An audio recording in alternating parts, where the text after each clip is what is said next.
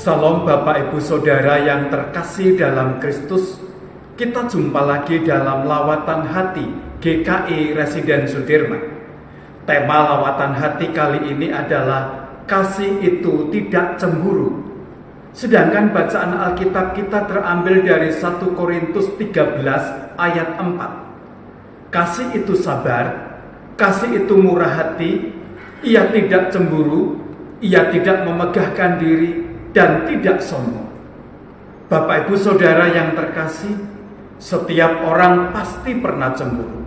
Suami cemburu kepada istri, atau sebaliknya istri cemburu kepada suami, atau seorang pemuda-pemudi cemburu kepada pacarnya. Mengapa sih hal ini sering terjadi? Jawabannya adalah karena mereka saling mencintai. Maka benarlah pendapat yang mengatakan bahwa cemburu adalah tanda cinta. Sudah barang tentu rasa cemburu yang demikian tidak salah.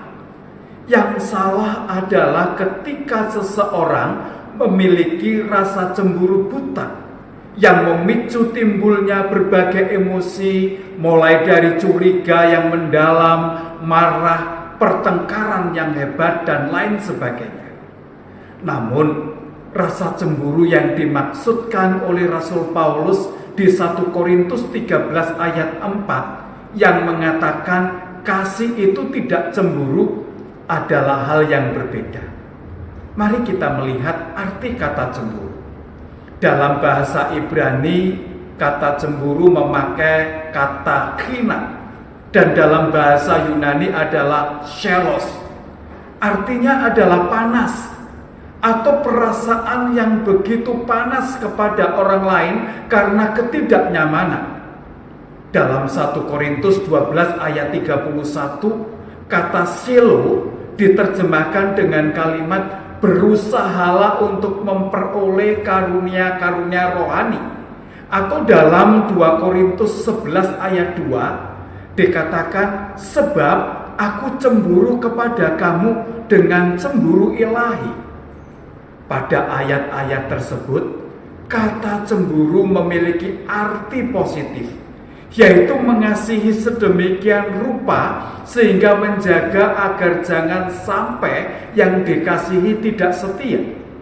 Dalam arti yang positif inilah Tuhan Allah dikatakan sebagai Tuhan Allah yang cemburu. Tuhan Allah tidak cemburu dalam arti iri hati terhadap bangsa Israel.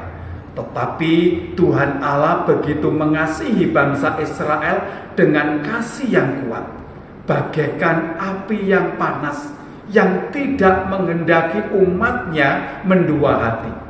Dalam Ulangan 4 ayat 24 dikatakan, sebab Tuhan Allahmu adalah api yang menghanguskan, Allah yang cemburu.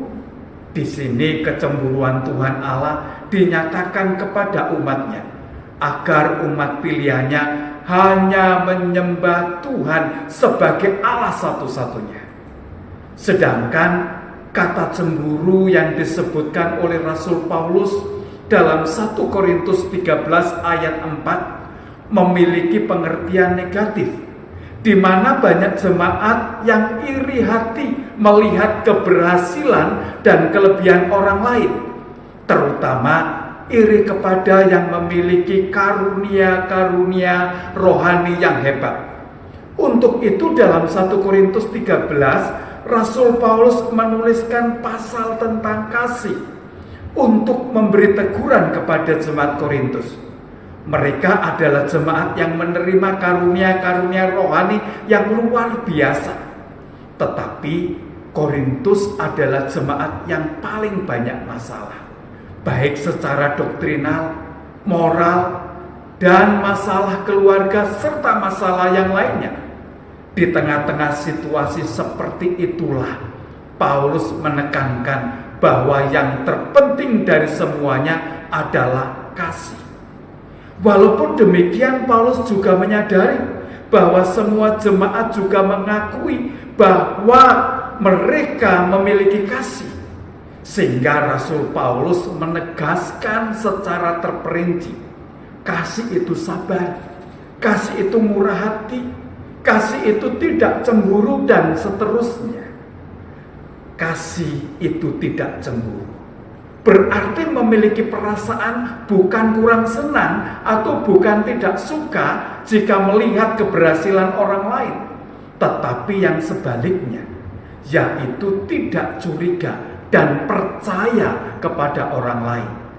Dengan kata lain, bahwa jika kasih itu tidak cemburu, berarti memiliki perasaan tetap senang atau bersukacita bila melihat keberhasilan orang lain.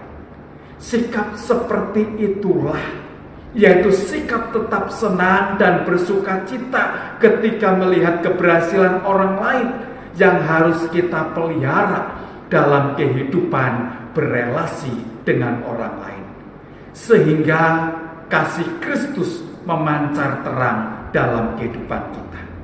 Kiranya hidup kita menjadi berkat. Tuhan Yesus memberkati kita. Amin.